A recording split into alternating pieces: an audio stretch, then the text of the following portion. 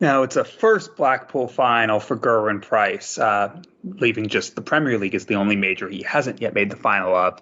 And he also only managed to throw a nine-darter and move back to world number one en route. But how disappointed do you think he'll be on reflection not to have gone all the way?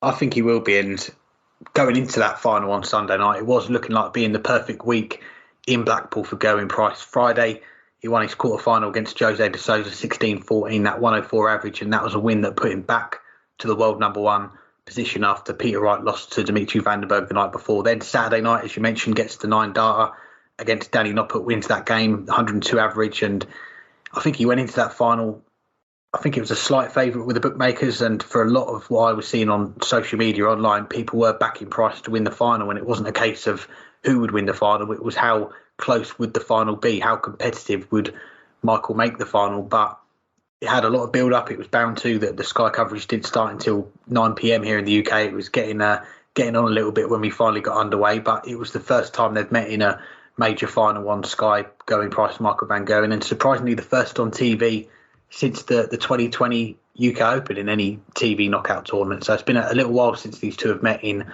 one of these major finals. And you joked when we were watching the final, Price only played 3 of the legs in the first 2 sessions, yet he was in front for so much of the final. And at the start, he was clinical on those doubles, 65% on the finishes. And as the final wore on, he started to miss, and Van Gerwen's scoring power, that did give him more chances. He started to find those combination finishes a lot more frequently. And fair play to Gerwyn Price. I thought he was quite magnanimous in defeat. I thought he came across really well in his interview on stage, and he said it didn't happen for him in the final. Michael was a deserving winner, and Gerwyn Price doesn't often fall short in these finals. I think he'd won 4 of his last 5 singles finals on TV going into it, and I think he will see it as a missed opportunity because he had been playing well in the tournament. He'd come through a lot of close games. Martin Schindler in the first round, Dave Chisnell in the second round. He was pushed in every single game, but he was coming through all of them. And to just fall short in the final, I think he is going to be disappointed. And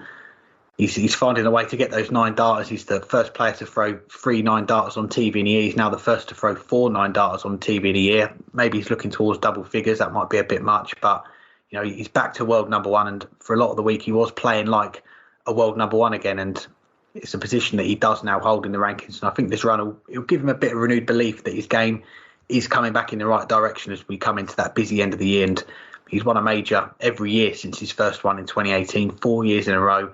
Can he make it 5 in a row?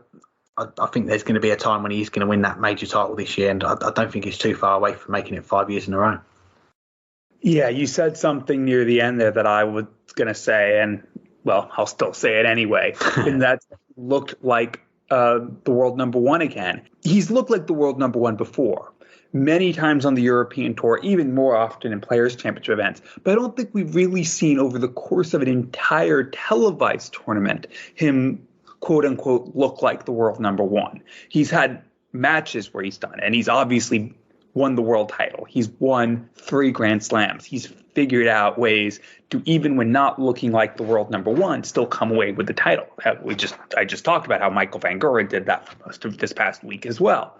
But this was really the first time over the course of an entire televised tournament where Gezi looked like the best player on the planet.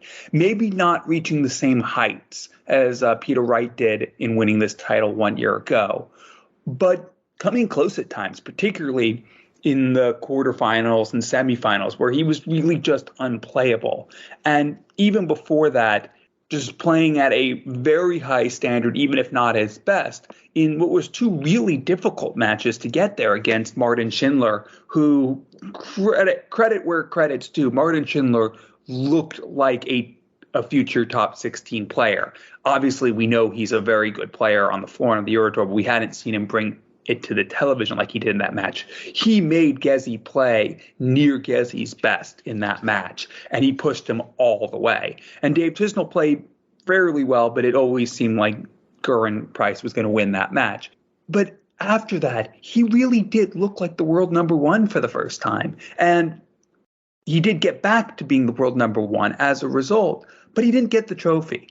And the world number one doesn't come to be runner-up. You're not runner-up in the rankings. You never want to be runner-up in a tournament when you're the highest-ranked player in the world, because that means you've been upset by someone, even if it is against the second-best player of all time, like he was in the final against Michael Van Gerwen. And to have been 4-0 up, to have been 9-6 up at the third break, to even when MVG struggled a bit in that fifth session, to not be able to make up ground, to just have to be hanging on and then get blitzed away at the end like that will be disappointing, because he had Van Gerwen on the ropes and he couldn't even get a punch in, let alone a knockout blow.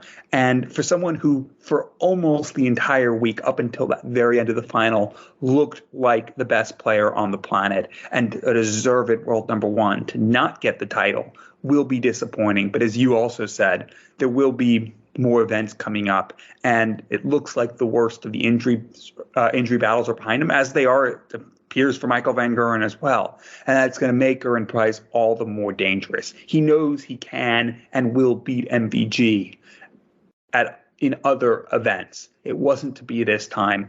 He'll get, like you said, that major for the 5th consecutive year, and he'll show why he's the world number one, like he did this past week, even if, disappointingly to him, it didn't result in the trophy.